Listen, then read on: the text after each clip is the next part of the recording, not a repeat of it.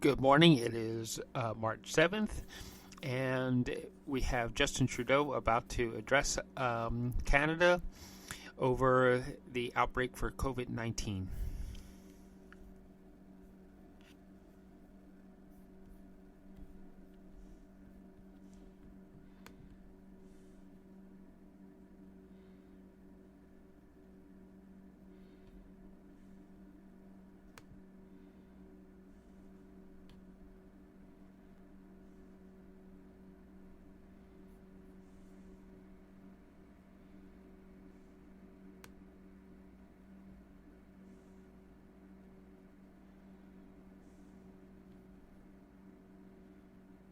News coming out of the UK. My thoughts are with Prime Minister Johnson and his family during this time. I've worked with Boris for some time now, and I know how committed he is to serving the people of the UK. He's a fighter, and he will be fighting now to regain his health and get back to the job he loves. Sophie and I and all Canadians are wishing him a speedy recovery. And to our British friends, Canadians stand with you. We will get through this together. Chaque fois qu'on apprend que quelqu'un a été hospitalisé en raison de la COVID-19, ça nous inquiète. Mais on doit se rappeler qu'on n'est pas impuissant face à la situation dans laquelle on se trouve en ce moment. Tout le monde peut contribuer à la solution. Vous savez quoi faire. Restez chez vous le plus possible, même quand il fait beau dehors. Je sais que c'est encore plus difficile ces jours-ci avec l'arrivée du printemps, mais il faut continuer de suivre les consignes maintenant si on veut avoir des chances de pouvoir profiter de l'été dans quelques mois. Sortez seulement si vous avez besoin de faire l'épicerie et encore là, essayez d'y aller le moins possible. Ça s'applique à tout le monde, peu importe où vous vivez ou ce que vous faites dans la vie. Cela dit, certaines personnes sont en mesure d'en faire encore plus parce qu'elles possèdent des compétences ou des ressources dont on a besoin en ce moment.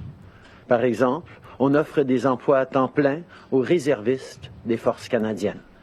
Comme ça, si nos communautés ont besoin de plus de soutien, on sera prêt. Santé Canada recrute aussi des bénévoles pour prêter main forte à nos travailleurs de première ligne. Et, il y a quelques semaines, on a demandé de l'aide à des entreprises pour produire des articles qui sont très en demande. Depuis, près de 5000 entreprises canadiennes ont communiqué avec nous pour offrir leurs services. De la part de tous les Canadiens, merci. C'est vraiment inspirant de voir tant de gens qui veulent contribuer. Over the past few weeks, almost 5,000 Canadian companies have stepped forward to help fight COVID-19. On behalf of all Canadians, thank you for stepping up. As countries around the world grapple with this pandemic, the demand for critical supplies like test kits, ventilators, and personal protective equipment is going up. To keep our frontline workers safe and care for Canadians with COVID-19, we need a sustainable, stable supply of these products, and that means making them at home. With our plan to mobilize industry, we're helping companies retool, repurpose, and innovate to fight COVID-19. We've already signed letters of intent with a number of partners to produce the things we need, and today we have more good news to share. We're working with Thornhill Medical, CAE, Ventilators for Canadians, and a group led by Starfish Medical to produce up to 30,000 made-in-Canada ventilators. These purchases will help increase our capacity to make sure these life-saving machines are made right here at home. We're also working with Nobel Prize-winning researcher Dr. Art MacDonald, who is leading a team of scientists to develop ventilators that are easy to make. And to produce medical gowns and establish new supply chains right here in Canada, we're teaming up with over 20 companies, including Arc'teryx, Canada Goose, and Stanfields. One thing that is particularly inspiring to see is just how many companies are not just producing these goods, but innovating. For example, Autoliv is looking to make medical gowns out of material they'd normally use to produce airbags. En même temps, notre gouvernement continue d'acheter des masques pour protéger nos professionnels de la santé qui font un travail extraordinaire. On a commandé des millions de masques chirurgicaux auprès de plusieurs compagnies canadiennes Et on appuie l'entreprise Medicom qui va augmenter sa capacité de production de masques N95. On achète également du désinfectant pour les mains et Santé Canada a autorisé la vente de plus de 85 de ces produits aux Canadiens. Certains articles vont prendre plus de temps à fabriquer que d'autres, mais à chaque semaine, on franchit des étapes importantes pour augmenter notre capacité de production. Et je tiens à remercier le ministre Baines qui fait un excellent travail sur ça ces jours-ci. Je sais que plusieurs personnes s'inquiètent d'une pénurie de matériel. Vous regardez ce qui se passe dans d'autres pays et je comprends vos préoccupations, surtout si vous ou un proche travaillez dans le milieu de la santé. Je veux vous assurer qu'on fait tout ce qu'on peut pour éviter que ça se produise. Our government is working around the clock to ensure that our frontline workers have everything they need to save lives and stay safe. While we're working to secure critical equipment from Canadian sources, we're also in touch with other suppliers around the world who want to sell to Canada. We're expecting 500,000 masks from 3M tomorrow, and we're working as fast as we can to get them to our frontline workers. From the outset, our priority has been the health and safety of all Canadians. So whether you're making medical gowns, delivering ventilators, or treating a patient with COVID-19, we have your back. We're going to be there for you. We also have a 3-point economic plan. It supports business owners, including through new loans, while safeguarding jobs with the wage subsidy and helping those who no longer have a paycheck with the CERB. Yesterday evening, our government proactively shared our proposed legislation on wage subsidy with opposition parties. I know House leaders will be speaking throughout the day to reach an agreement for the House of Commons to quickly pass this legislation, which will give much-needed financial support to Canadian workers while helping employers to keep their staff on the payroll. A lot of work has been done since we announced our plan to subsidize wages. We continue to rely on your input and feedback as we refine it, and we'll have more details to share very soon. Yesterday was also the first day people could apply to receive the CERB. On that note, I want to recognize the tremendous work done by the public service, who processed hundreds of thousands of claims. They're working around the clock to get Canadians the help they need as quickly as possible. And I also want to remind everyone that if you were born in April, May, or June, today's the day you can apply.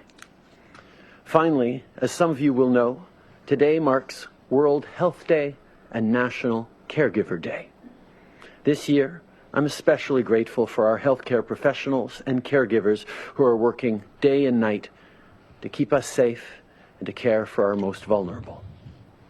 As Canada confronts this pandemic, many have pointed to our healthcare system as a major asset. Ours is a right rather than a privilege, and that's something of which we can all be proud. But our healthcare system is only as strong as the people it employs.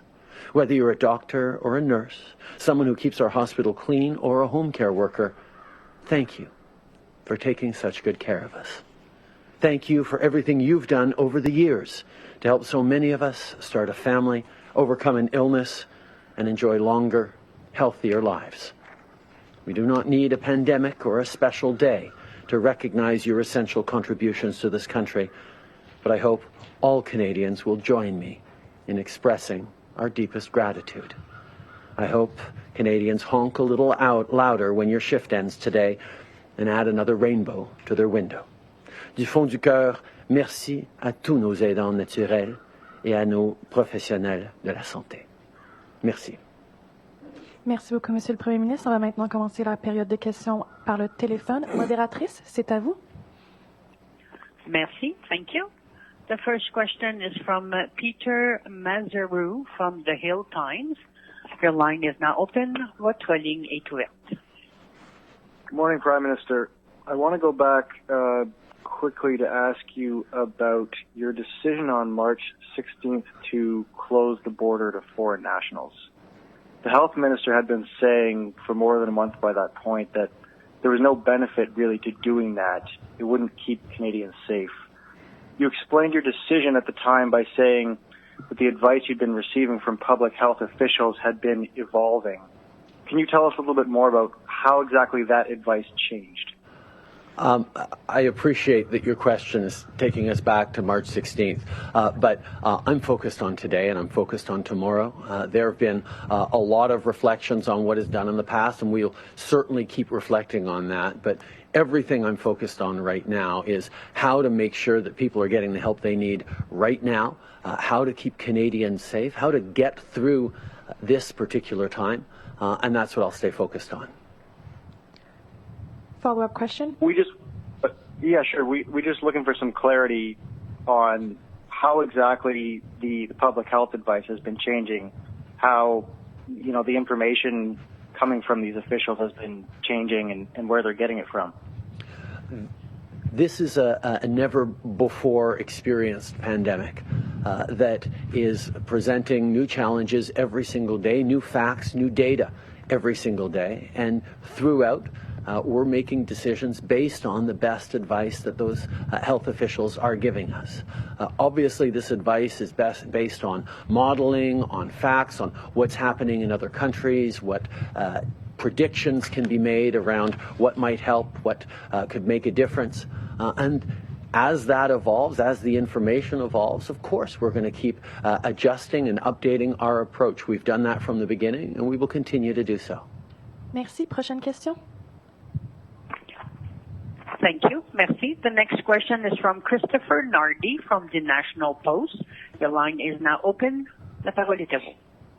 Good morning, Mr. Prime Minister. I want to come back quickly. You mentioned earlier that a group of companies are going to be teaming up to produce 30,000 made-in-Canada ventilators. Does that mean that you expect that we're going to need to use, at the very least, 30,000 ventilators throughout this pandemic? What we've said from the very beginning is we need to be ready for any circumstances and every circumstances, and the opportunity to make sure that we have ventilators available if we need them is going to be extremely important. So we have told these companies across the country who've put up their hands to go ahead and get building ventilators as quickly as possible and as many as possible in case we need them in Canada. We certainly hope that we won't be needing all those ventilators, but we also know that there are countries around the world where they are not able to tool up local production to create more ventilators. They're going to be reliant on a global supply that's already stretched thin, and if we end up making more ventilators than Canada needs because Canadians continued to stay social distancing, continued to follow best health advice, that'll be great news, and we will have ventilators to share with other countries that are facing more difficult circumstances.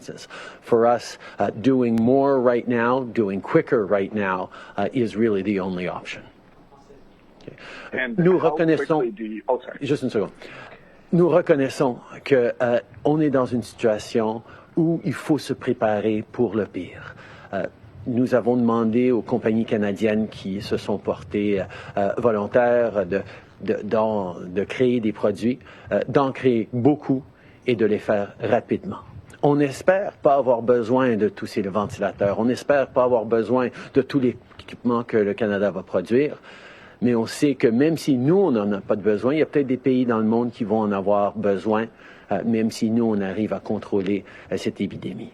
Alors, notre décision dans presque tous les cas, c'est d'en faire plus et d'en faire plus rapidement parce que c'est ce à quoi les gens s'attendent.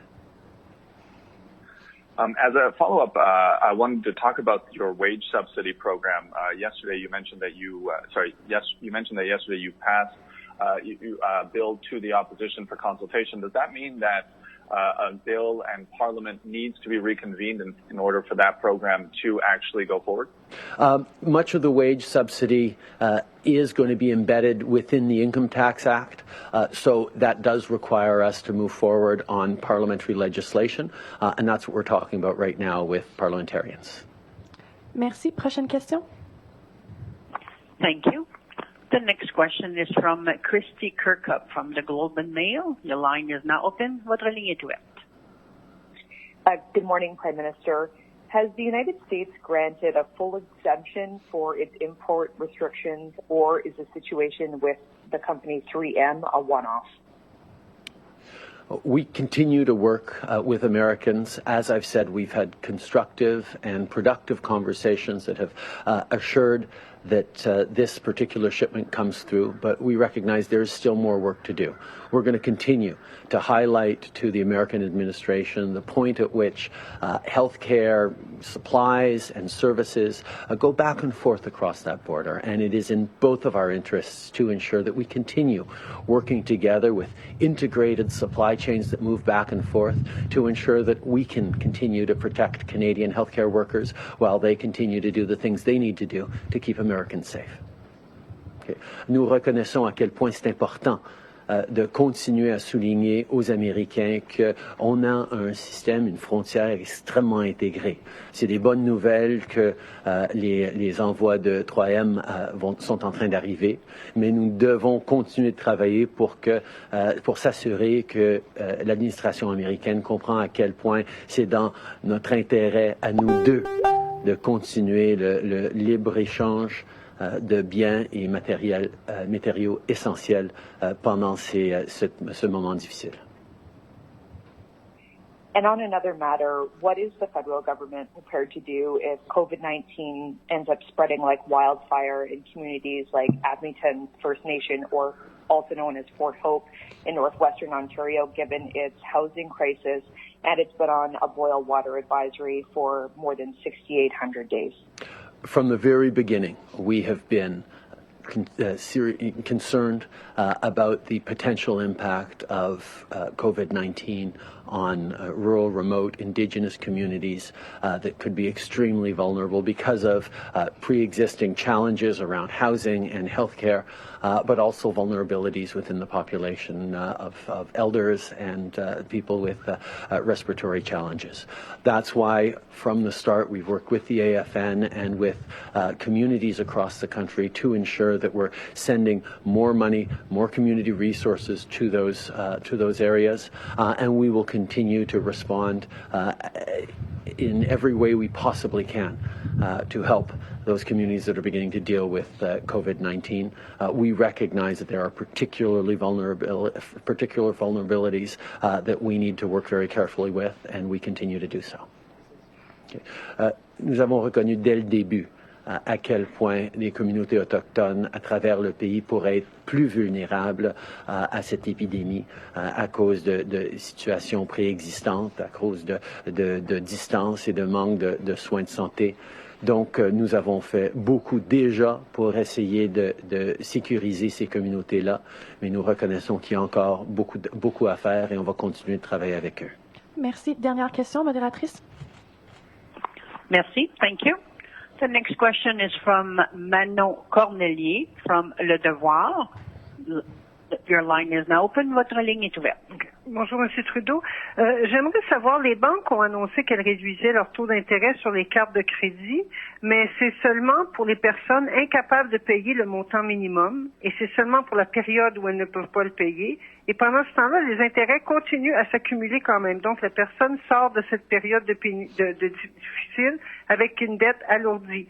J'aimerais savoir si vous trouvez que c'est raisonnable ou non de s'en tenir à ça alors que les taux d'intérêt sont plus bas, de la part d'une industrie qui a affiché 45 milliards, quelque chose comme ça, de profit l'an dernier. Depuis le début, nous sommes en conversation avec les banques pour les encourager d'en faire plus. J'ai parlé souvent à ce podium de l'importance de baisser les taux d'intérêt d'un carte de crédit et on est content que les banques ont pris des premières mesures, mais on reconnaît qu'on pourra en faire plus, on pourra en voir plus. C'est pour ça d'ailleurs que le gouvernement du Canada est en train de travailler aussi sur d'autres solutions pour donner de l'accès au crédit à bas taux pour les individuels et on va avoir plus à dire dans les jours à venir, j'espère. Est-ce que ça veut dire, mais il y a aussi, vous avez fait des achats de blocs d'hypothèques assurés, ça aide les banques aussi. Est-ce que vous allez exiger plus des banques en échange de ce soutien qui leur est offert? Les banques au Canada, quand même les moyens, hein? Les banques au Canada dépendent d'une économie en santé et de Canadiens qui réussissent.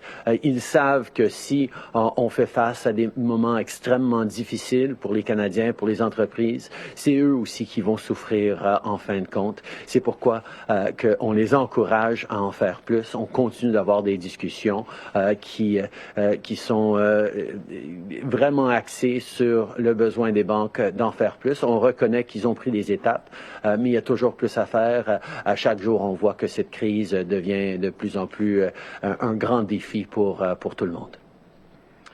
Prime Minister Janet Silver, Global News. Yesterday, Dr. Tam said one should wear a non-medical mask if physical distancing was not possible, but there's still a lot of confusion about when and where one should wear a mask.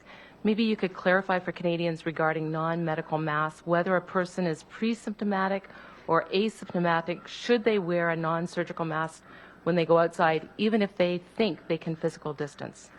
I think those are exactly the kinds of questions that people should be taking the advice of medical experts from. I am not a medical expert. What I have heard from medical experts is that the most important thing is for people to stay home. If they do have to go out, they need to keep 2 meters apart and look to go out as minimally as possible. We need to wash our hands regularly. We need to cough into our elbows. These are the things that we know will slow and arrest the spread of this disease through this country. My understanding of what Dr. Tam explained yesterday is that if people want to wear a mask, that is okay. It protects others more than it protects you because it prevents you from breathing or speaking moistly on them. Oh, what a terrible image. But it actually is something that people can do in certain situations. Our focus, though, is making sure that people don't think that wearing masks can mean that they don't have to social distance as much or can go out more often. The advice remains: stay home and keep 2 meters apart. And also, when your government saw the spread of COVID-19 in China and Asia back in January, did your government start procuring extra medical supplies then? Because it seems that Canada was not prepared and did not secure enough PPEs for our hospital workers. I think we're seeing right now that the entire world was unprepared to have as much PPE as needed. Some places are facing far greater shortages than Canada. We have worked extremely hard to step up both in our procurement of PPEs, but mostly on increasing the Canadian production of personal protective equipment and materials like ventilators and testing kits.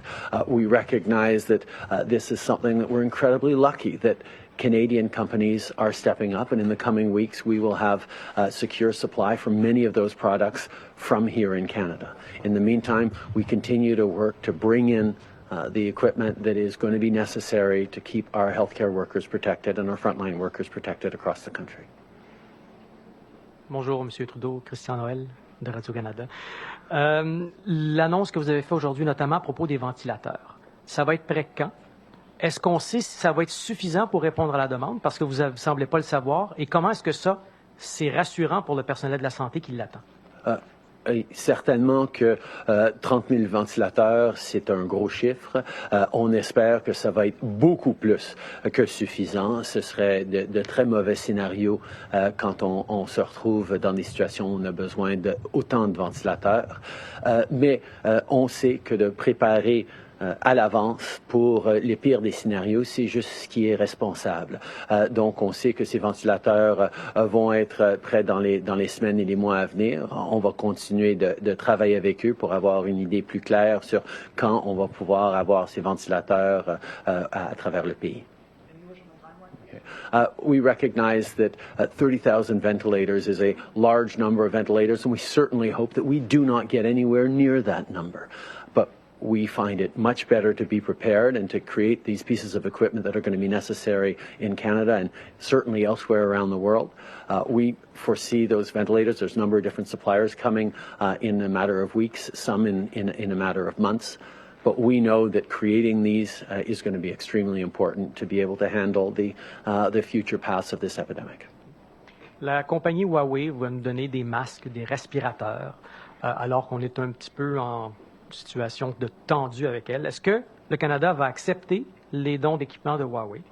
Est-ce que aussi vous n'êtes pas inquiet qu'il pourrait y avoir un sous-entendu de quiproquo, notamment sur le réseau 5G ou sur le cas de Menwanjo? Nous allons recevoir des dons et de l'équipement de différentes compagnies. Nous sommes contents que les gens nous en offrent. On va les utiliser à condition qu'ils sont à la hauteur des besoins et de la rigueur auquel on s'attend de l'équipement qu'on donne à nos travailleurs de la santé. Et on accepte ces dons très ouvertement. Mais non, on ne s'attend pas à ce que ça affecte nos décisions. Ça n'affectera pas nos décisions dans les années à venir sur d'autres enjeux. We are happy to be receiving donations and shipments from many companies in Canada and around the world. We need to make sure that equipment is to Canadian standards, and we will make sure that it gets to the healthcare and frontline workers who need it. That is our priority right now.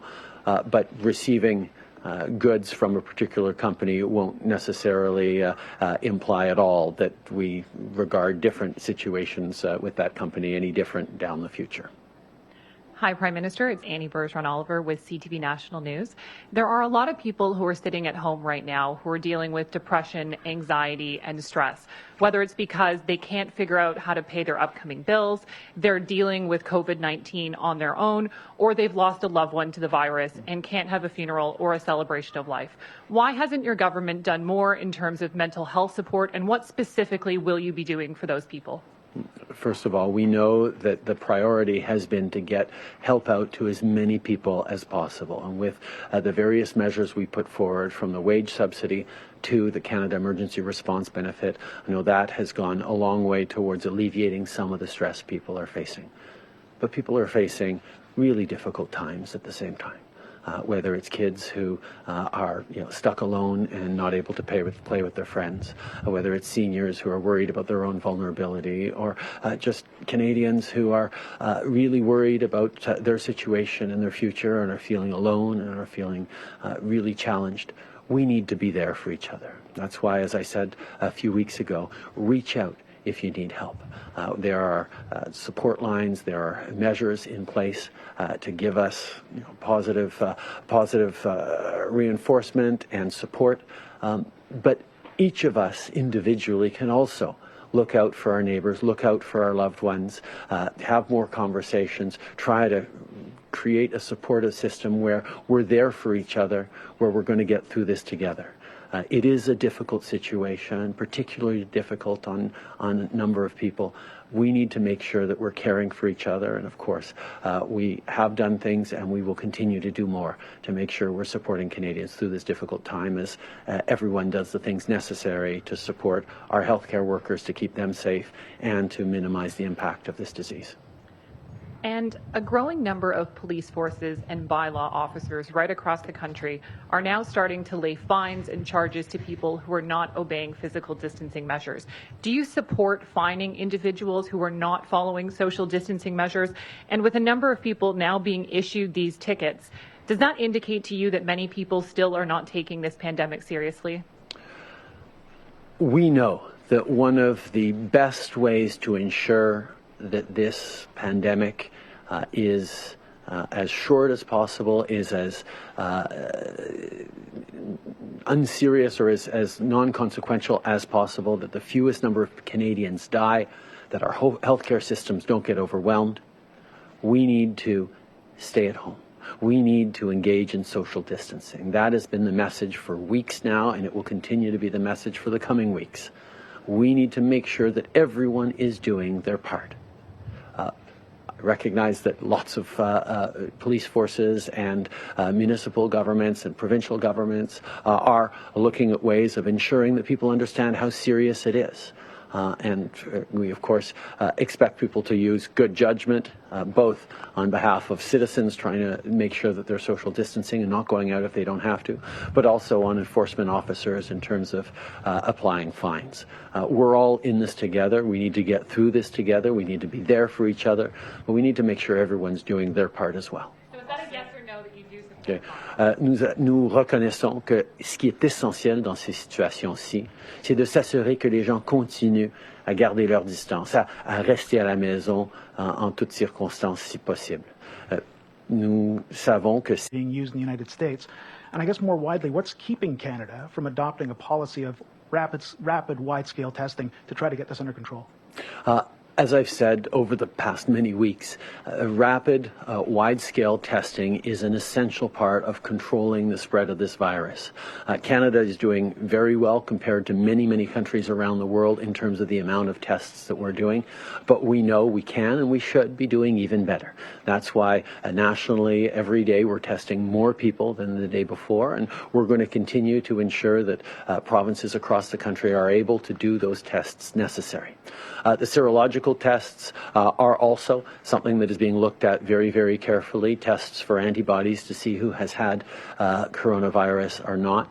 But we're still in the early days of reflecting not just on the medical implications, but on the societal implications of those tests as well. But we are continuing to pursue every avenue as a way of getting us through this, keeping the numbers of Canadians severely infected to the lowest possible level, and of course to bringing our economy back strongly as soon as possible so we can keep doing the things that we love to do as Canadians.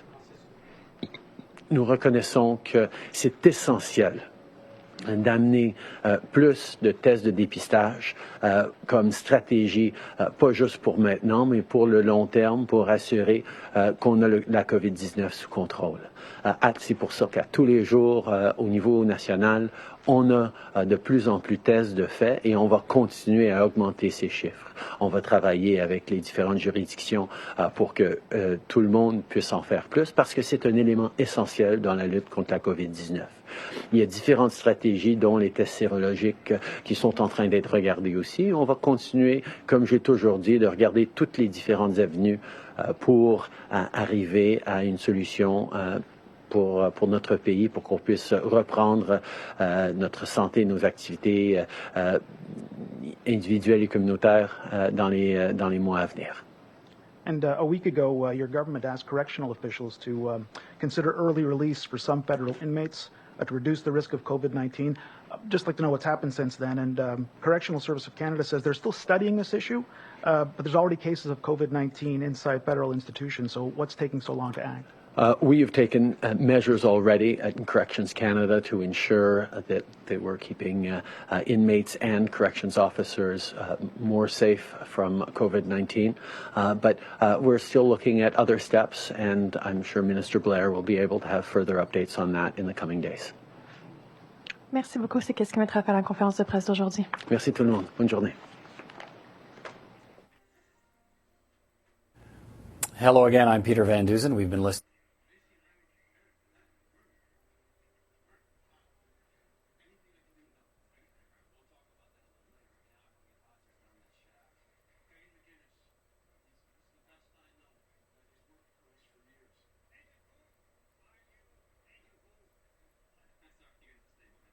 Around the world, including embassies, as well as with on-the-ground logistics and coordination firms, to ensure that supplies can move from source to where they are needed in Canada right here, right now. With hundreds of millions of pieces of equipment ordered, this is a complex undertaking, even as those supplies arrive in Canada. As the Prime Minister announced late last week, we have entered into an agreement with Amazon Canada, which will use its Canadian distribution network, including key partners, Canada Post and Purolator, to manage the distribution of personal protective equipment and supplies purchased by the government. As part of our efforts to ensure that these supplies are delivered absolutely as fast as possible when they are ready to ship. Amazon is providing these services to Canadians at cost, without profit.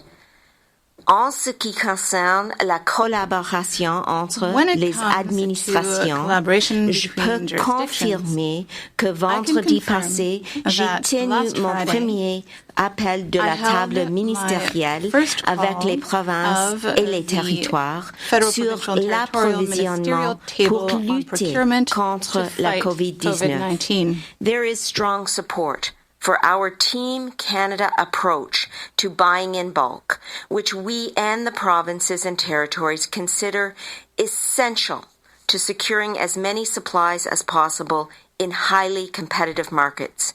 We are working collaboratively together, and it is truly heartening to see. Je tiens également à souligner que nous travaillons en étroite collaboration avec les provinces et les territoires pour offrir de l'espace sur nos vols nolisés afin de les aider à ramener leur envoi au Canada. Les commandes de la Nouvelle-Écosse